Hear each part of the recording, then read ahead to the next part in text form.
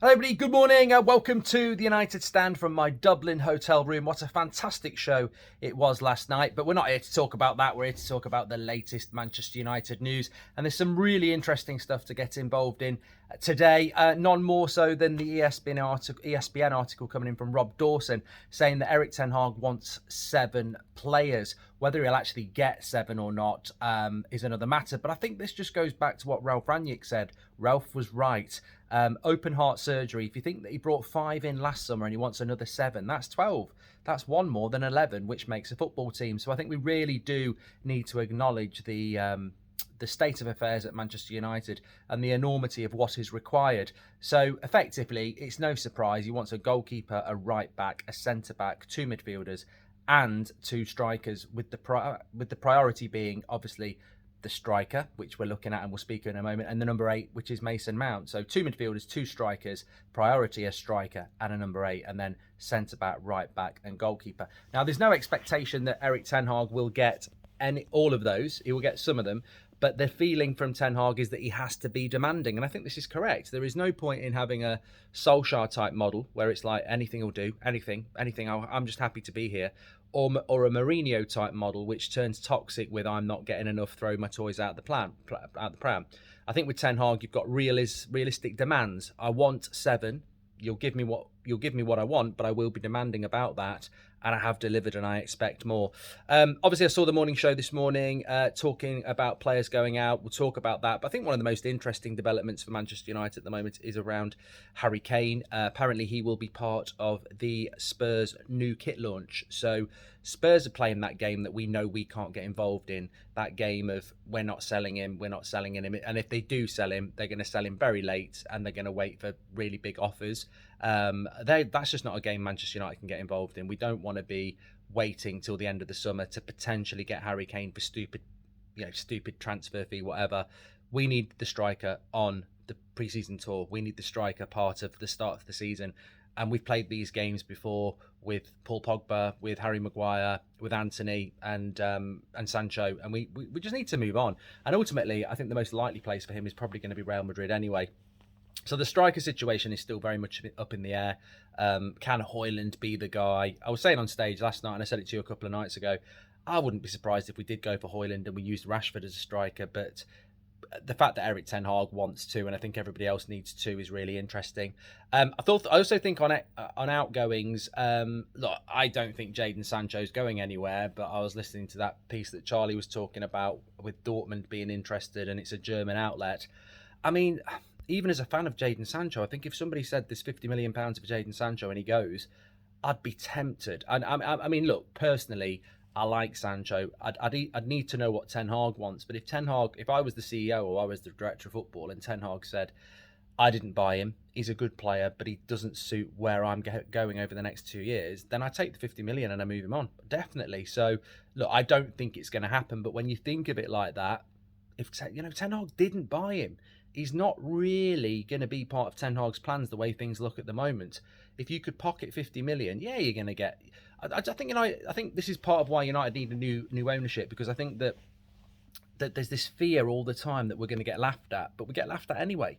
So what if you sell Maguire for 35 million and you bought him for 80 million? So what if you sell Sancho for 50 million and you bought him for 75?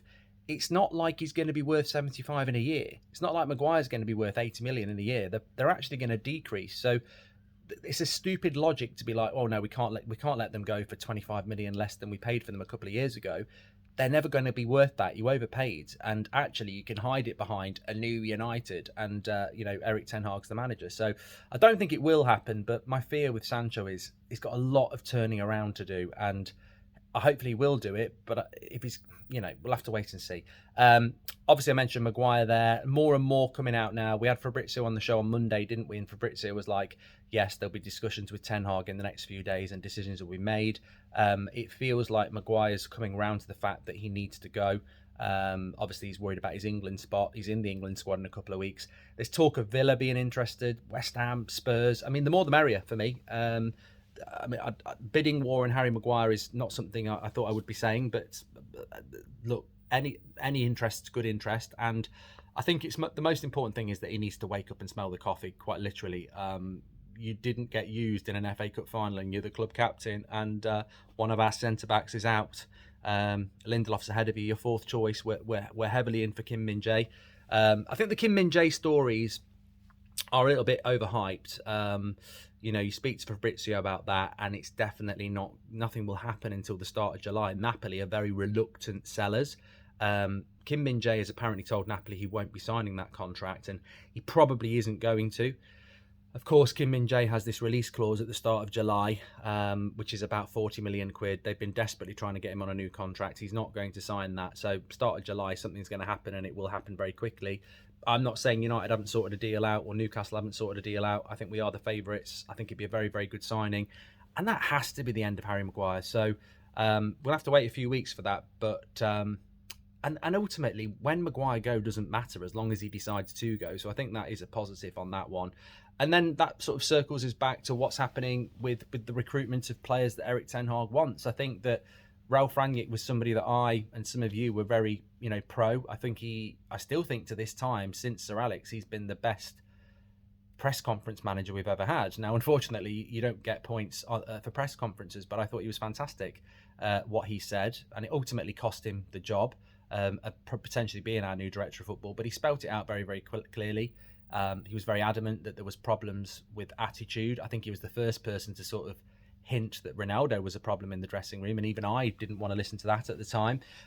He was the one who said about open heart surgery, and lo and behold, Erik Ten Hag has basically evidenced that as well.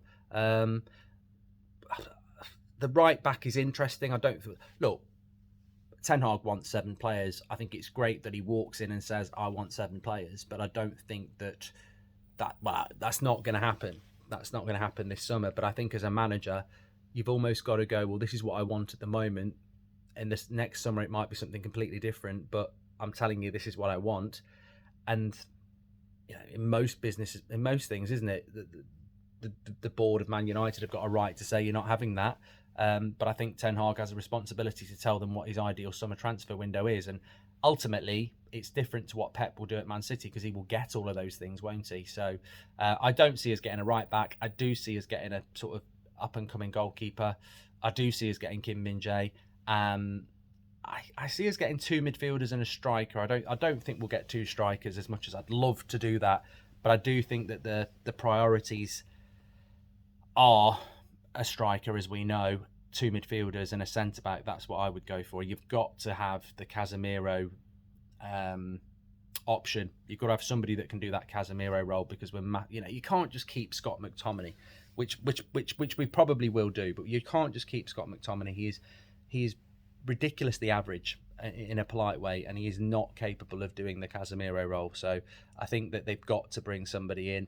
West Ham play tonight. Declan Rice is very, very interesting, but I think that this week has actually gone a little bit like I thought it was going to, like I feared it would go. Like every other transfer window goes, you have the end of the season and people start going off on holidays, and there's the build up for the Champions League. The international breaks are coming soon, and you want to get things moving quick. And what's actually happening is, you've got a couple of Saudi Arabia bids for people like Kante and Benzema. McAllister to Liverpool's done, but nobody else is really doing anything either. And it's like, we've got so much to do. We're sort of on the verge of getting things done. Let's move them along. Henderson to Forest was moving quite quickly. Now there's talk that there might be a little bit of disparity in the price. That drags on. Mount, Chelsea, looked like that could move quite quickly. That's now dragging on. The Harry Kane thing, we thought we were going to move on. We're not moving on. That's now dragging on. I think we can still move really, really quick. We're on the verge of, ideally, in the next few days, you could have Dean Henderson gone to Forest. You could have real advancement on Maguire going somewhere. Mason Mount could be sorted out. Declan Rice has played his last game for West Ham. That starts the mid. It's like Fabrizio always says, one deal will cause the domino effect. And I think that as soon as Mason Mount decides where he's going, the domino effect will come in. But I think I wouldn't be too concerned at the moment. There's a lot for United to do, but you do sort of want it to start rolling over a little bit, because we've been down this road before where it's, June becomes the middle of July and you've done nothing. So I guess we'll have to wait and see. But look, that's just a quick update from me. Thanks everyone for watching. Make sure you smash a like on the video, and I'll speak to you soon.